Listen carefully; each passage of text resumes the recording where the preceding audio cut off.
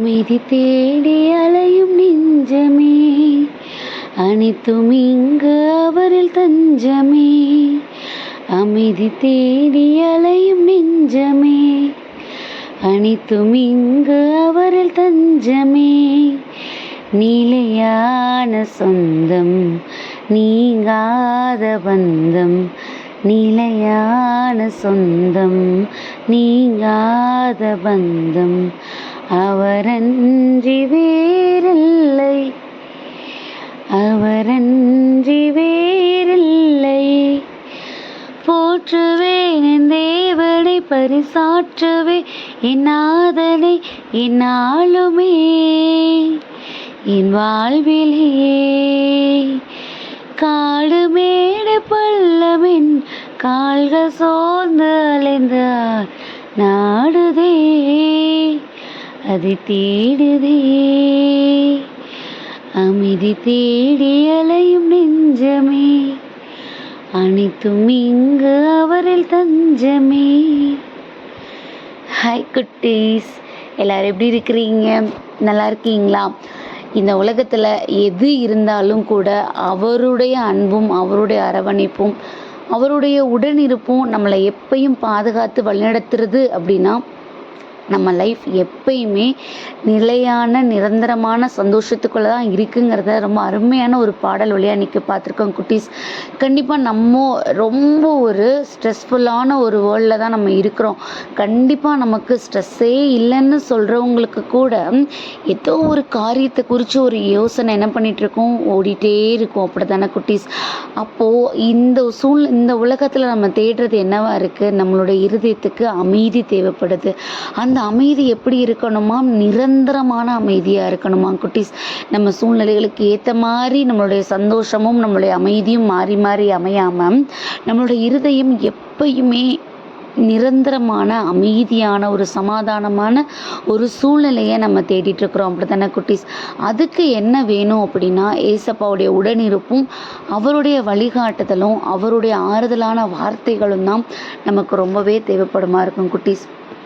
நமக்கு நிறைய நேரங்களில் நமக்கு சோர்வு வரும்போது, பிரச்சனை வரும்போது நமக்கு தோன்றது உண்டு, ஏன் இப்படி நான் கடவுளுக்கு உண்மையாக இருக்கிறேன், நான் கடவுளுடைய பிள்ளையாக இருக்கிறேன், இல்லைனா கடவுளுக்கு ஏன் என்னோடய பிரச்சனை கண்ணுக்கே தெரியாதா, நான் என்னோடய சோர்வுகள் கண்ணுக்கே தெரியாதான்னு நம்ம நிறைய நேரங்களில் நம்மளோட சோர்வின் நேரங்களில் இப்படி நினைக்கிறது உண்டு. அப்படி தானே குட்டீஸ்?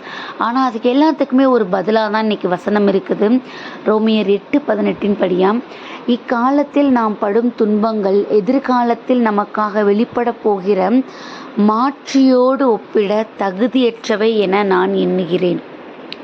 இந்த வசனத்தை யோசிக்கும்போது எனக்கு ஒரு அருமையான ஒரு வார்த்தை ஞாபகத்துக்கு வருது குட்டீஸ். நம்ம வீட்டில் பெரியவங்கள்லாம் புயலுக்கு பின் அமைதி அப்படின்லாம் சொல்லுவாங்க. அப்படின்னா என்ன அர்த்தம்னா, பெரும் புயல் அடிக்கும்போது பெரும் காற்றும் சத்தமும் நம்மளுக்குள்ள அச்சுறுத்தலும் இருக்கிறது உண்டு.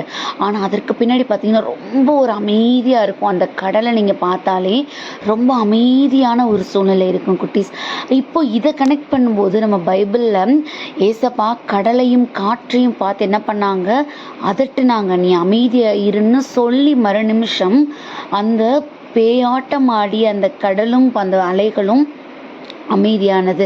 அப்போது இதை எல்லாத்தையும் கனெக்ட் பண்ணும்போது எனக்கு என்ன புரியுது அப்படின்னா, நம்ம லைஃப்லையும் புயல் போல் பெரும் அச்சத்தை கொடுக்குற பிரச்சனைகள் வந்தாலும் கூட அப்போது நம்ம என்ன பண்ணக்கூடாது, சோர்ந்து போகக்கூடாது.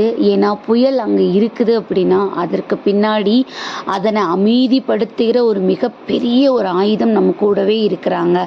அதுதான் நம்ம ஏசப்பா. அவர் அதட்டும் போது நம்மளுடைய பிரச்சனைகள் இருக்கிற இடம் தெரியாமல் போயிடுமா குட்டீஸ்? ஸோ இந்த நாளையும் கூட இந்த வசனத்தை பார்க்கும்போது நம்ம ஏன் இப்போ படுகிற பிரச்சனைகளை பார்த்து நம்ம கஷ்டப்படணும்? இதற்கு பின்னாடி அவருடைய மாட்சி ஏசப்பாவுடைய ப்ரெசன்ஸ் நம்ம லைஃப்பில் வெளிப்படும். பார்த்தீங்களா? அந்த எல்லா விதமான கஷ்டமான சூழ்நிலைகள்லேருந்து நம்மளை மீட்டு வெளில கொண்டு வருவார். பார்த்தீங்களா? அதை நினச்சி நம்ம என்ன பண்ணணுமா, நம்ம சந்தோஷப்படணும், எதிர்பார்க்கணும். நம்ம அதை நினச்சி நம்ம அவரிடத்துல புகழ்ந்து நம்மளுடைய நாமத்தை மகிமைப்படுத்தணும். ஏன்னா கண்டிப்பாக நம்மளோட லைஃப்பில் போராட்டம் இருக்குதுன்னா அவருடைய ப்ரெசன்ஸ் நம்மளை நிறைவாக்குறது அதற்கு நம்ம கூடவே இருந்து நம்மளை வழி நடத்துதுன்னு அர்த்தம் குட்டீஸ்.